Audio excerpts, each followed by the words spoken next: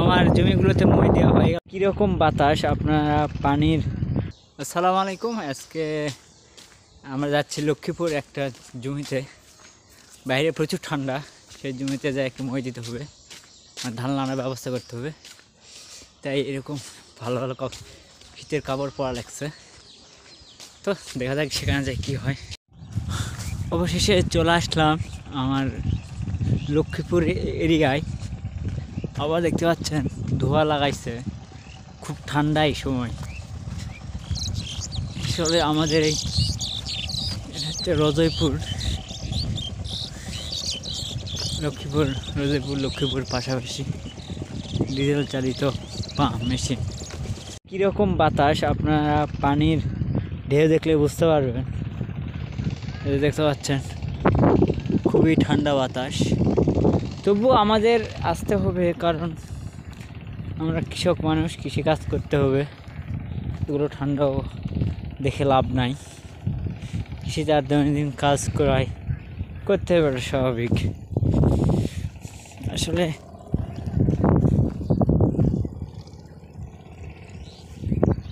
কাতো। আর অবশেষে আমি এখন নামতে যাচ্ছি ঠান্ডার মাঝখানে জমিতে। ঠান্ডা মনে হবে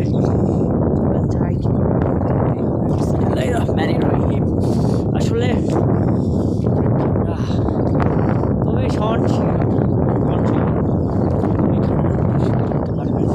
আর আমার জমিটা এমন এক পর্যায়ে রয়েছে যেটা দেখতে পাচ্ছেন, ভিডিও করে রাখতেছি, যা সাহায্য করবে। জমির মাঝখানে একবারে দেখতে পাচ্ছেন, কতটা মাঝখানে আমি চলে আসছি। সামনে আমার বাবা যাচ্ছে, চুপ করি, দেখতে পাচ্ছেন ঢেউ দেখে। এটা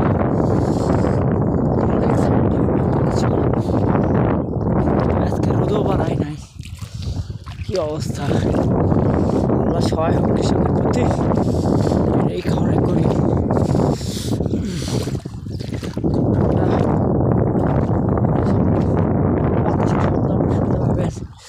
আর এই পানিতে একটু ভালো করে লক্ষ্য করলে দেখতে পারবেন পানি কেমন।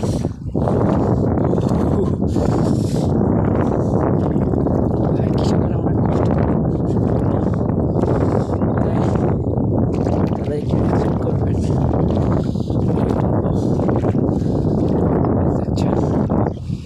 কি অবস্থা মাঠের।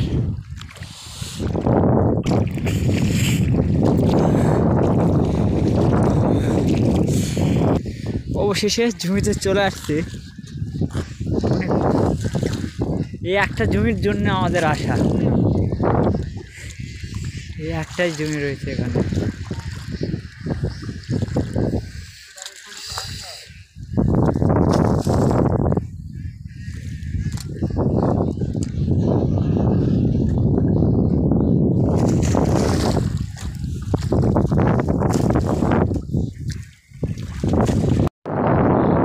অবশেষে আমার জমিগুলোতে মই দেওয়া হয়ে গেল এবং আমার কাজ শেষ। তবে কাজ শেষের পথে আমাদের সূর্য মামা উঠে দিয়েছে। কী করার, কাজ তো শেষ, সূর্য মামার অপেক্ষায় থাকা যাবে না। অনেক খাটনি করা হলো, আবার ধান লাগাতে হবে, সেই বিষয়ে আবার ভিডিও করাবে।